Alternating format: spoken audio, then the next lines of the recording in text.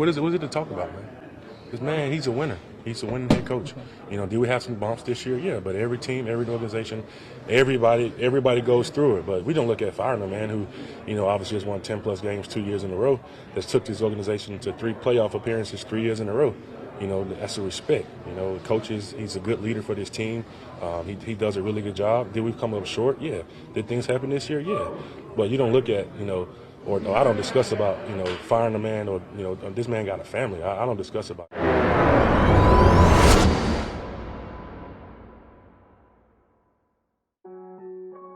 Yes, sir. Yes, sir. Yes, sir. Yeah.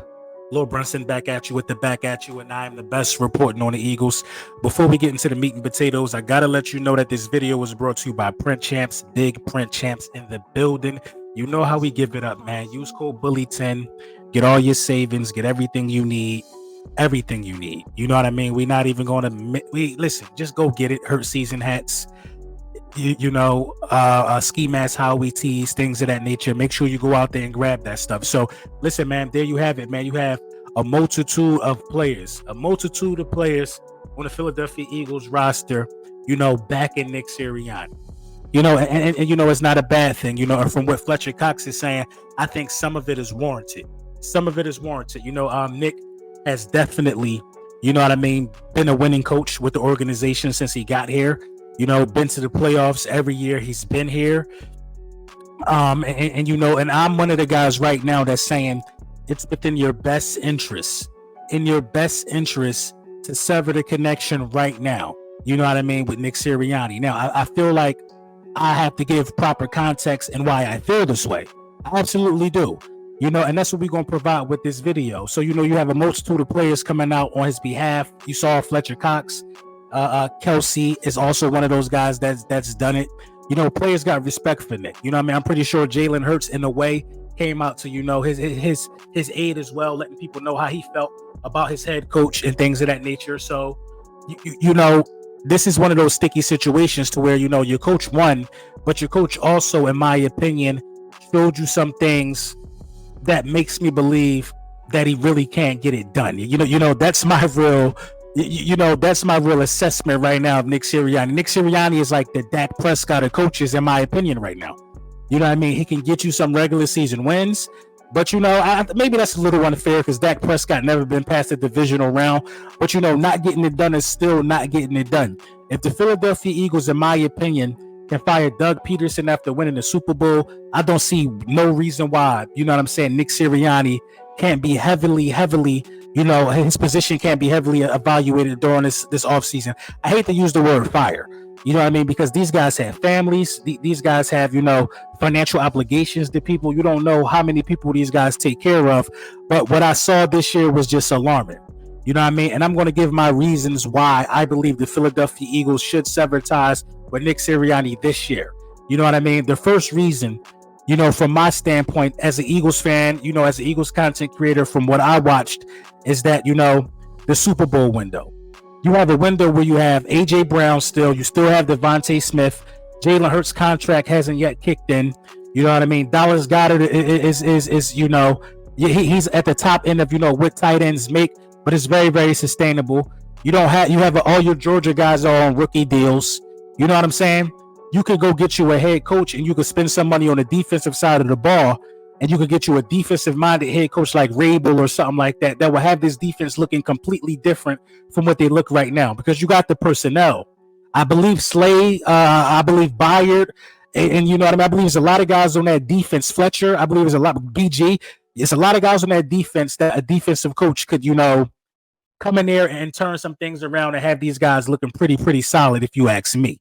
So I think that if you get a defensive-minded head coach, he's able to maximize the talent that's left on the defensive side of the ball while bringing in his own offensive coordinator and letting him solely run the show. So you know what I mean? My first reasoning for why I would want to see Nick Sirianni replaced this year is simply because of the Super Bowl window. Now, my number two reasoning why I would like to see Nick Sirianni replaced is because of, just sketchy decision-making from Nick Sirianni as a head coach. In the heat of the moment when we replaced Sean Desai at being, 10-2 or whatever the case was on the season, a lot of people didn't really mind or think things could get any worse. but that was absolutely one of the worst decisions made by, the front office this offseason. I mean, this season. To replace a defensive coordinator in the middle of the season, it's not really done much. You know what I mean? The situation actually got worse, so it backfired. It's almost one of those situations to where, like, nobody's going to complain if it works out. But it's such a bold move that, you got to complain about it. You got to make it make sense. It made no sense to do that because Matt Patricia didn't implement a new scheme. Matt Patricia didn't put an extra emphasis on tackling. Tackling actually got worse. You know what I mean? The team was worse. You know what I mean? When Sean Desai was calling the plays on the defensive side of the ball, the team was at least able to make stops in the red zone and make stops to where the offense could kind of work their way out of some of the holes that they put themselves in. You know what I mean? Because Jalen Hurts came back from 4 games this year down 10.5. 2 against the Commanders, 1 against the Chiefs, and 1 against the Bills. You know what I mean? That's not easy to do with a defense as bad as the Philadelphia Eagles. But when Matt Patricia took over, that just didn't happen anymore. You know what I mean? Down the stretch of the season, if the Eagles were down 10 points, it was a wrap. You know what I mean? And then you got both sides of the ball that you could blame for stuff like that. But I just don't think that was a good decision midway through the season for Nick Sirianni to even, give the go-ahead.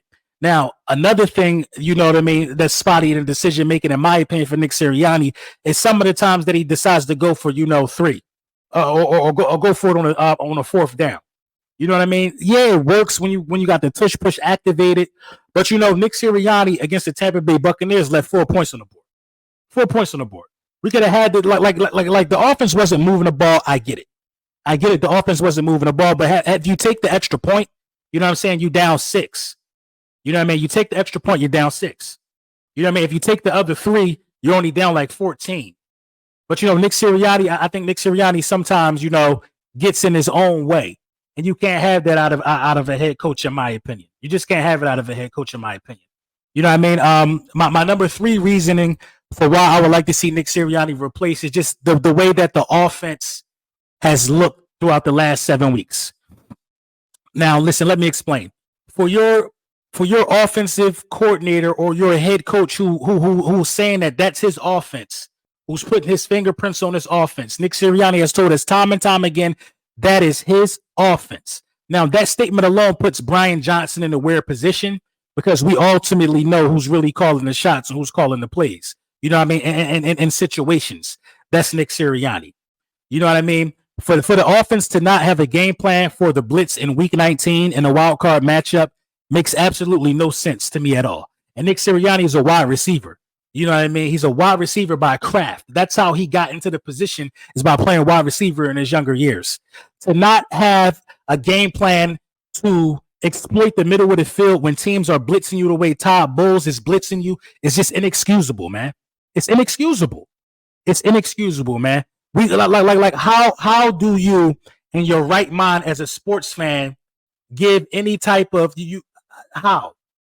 Make it make sense, man. Make it make sense. How can you forgive those actions and what we saw on the football field when the Philadelphia Eagles were getting blitzed? You know what I mean? The offense and the way that the offense ran this year was completely unacceptable. Jalen Hurts was left to dry in a Giants game. No answer for the blitz by Wink Martindale. Wink Martindale put the blueprint out there for Todd Bowles. No answer for the blitz at all. You know what I mean? Putting your quarterback in harm's way. Asking your quarterback to do everything from the shotgun. You know what I'm saying? Jalen Hurts was never under center. You know what I'm saying? Just look at how the Green Bay Packers used Jordan Love in his playoff debut. Under center. You know what I mean? A lot of people fail to realize that when you take the ball from under center as a quarterback in this league, you leave defenses guessing. Jordan Love was under center. Sometimes it was a run. Sometimes it was a pass. Sometimes it was play action. When you come out in the gun, you show your hand. You show your hand when you come out in the gun. 9 times out of 10, it's an RPO if you're the Philadelphia Eagles. Everybody knows that. We line up in the gun. We line up in the empty. You got players that are watching the telecast calling our plays.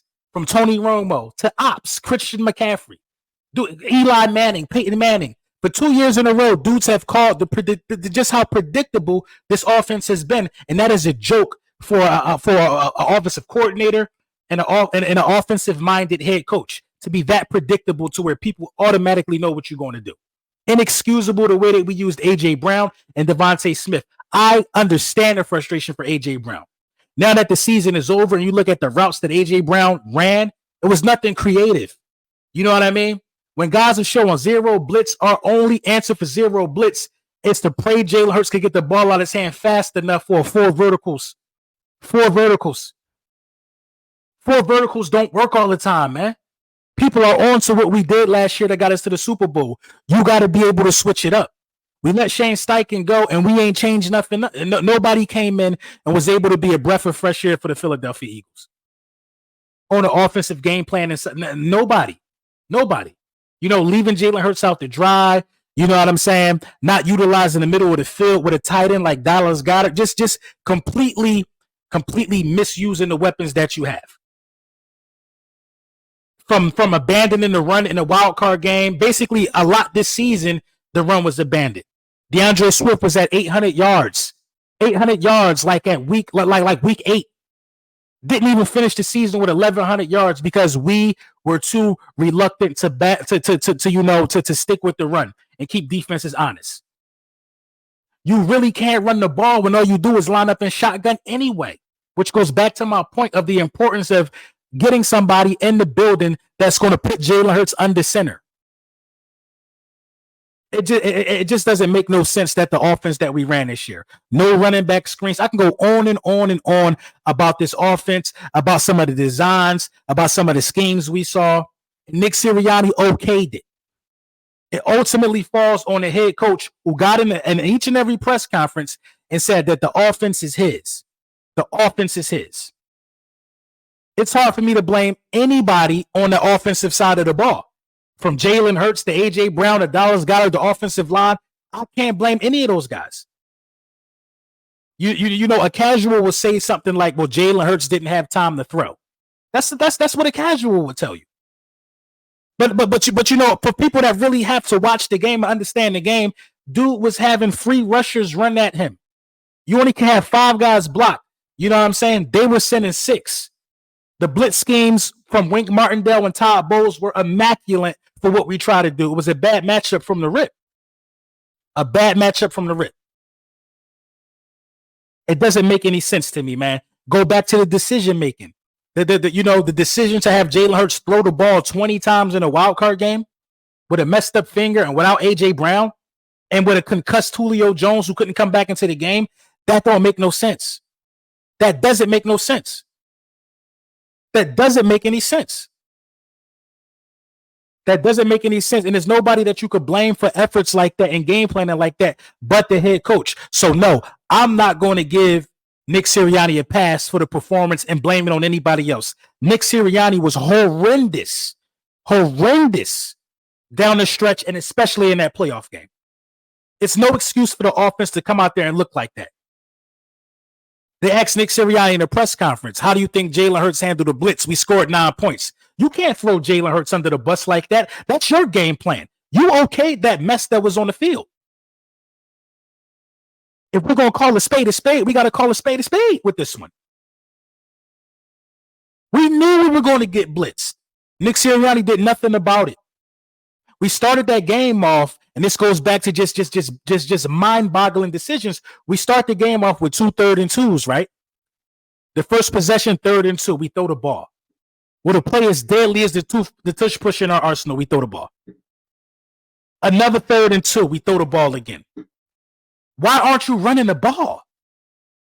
Why aren't you trying to keep a terrible defense off the field? I don't know, man. It just don't make sense to me, man. It don't make sense to me, man. And my last reasoning for this would be, just I believe the offense was so bad and the season was such a failure towards the tail end of it. That would ultimately be the reason why Jason Kelce would be you misused your offensive line. That part of it is criminal to me. It's not many teams that can outblock this offensive line if we get these guys to roll and with a guy like DeAndre Swift, who's probably out of here. He's a free agent. We're not going to throw him the bag. He's going to take the best money available. He showed that he could be an RB1. He showed it. Not using Rashad Penny on the roster the entire season. Didn't use Rashad Penny. It's just so many things that don't make sense. And the head coach was there that okayed it. The head coach was there and he okayed it. You know what I'm saying? We need somebody that's going to come in here and establish a toughness. You know what I mean? Oh, let's not forget about, a rookie in Sidney Brown complaining about how weak practice is. This dude just came from where? Illinois State College. This dude just came from college complaining about how his new NFL team that drafted him practices. That's like a civilian coming off the streets and saying basic training easy. I'm not being challenged. That's basically what Sidney Brown said. Hargrave doubled down on it.